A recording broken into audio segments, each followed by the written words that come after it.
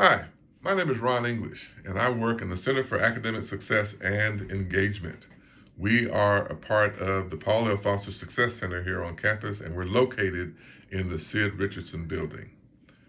I'm going to be coming to you each week this semester with a tip or two on how to become or how to be an effective student. And so I'm going to be giving you some tips each week so that you can implement, hopefully, and improve your grades. I've got two tips for this week. So the first one I want to tell you is to begin this semester with the end in mind.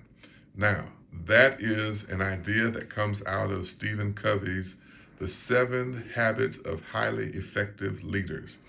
And how you're going to do that is I want you to print out your schedule for this semester, and I want you to write down a realistic goal for your grade in that class. Make sure that the goal is actually an attainable goal for you.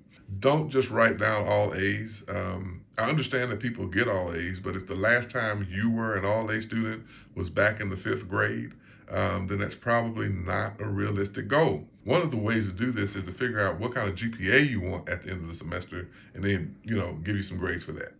This will give you some markers that you can use as you are going through the semester. First round of tests comes, the grades you get on there, and measure them up against your goal for the class. That's going to be the most effective way to see if you're on track. The second tip I want to give you for this week is I want you to understand that the information being presented in class, it's not enough just to repeat it over and over and over again. I see students do this all the time.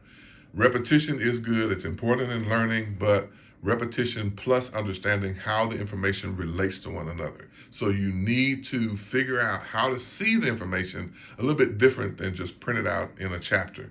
You want to maybe draw a mind map or do something, and then you want to go over it and over it and over it again. So that's the repetition part.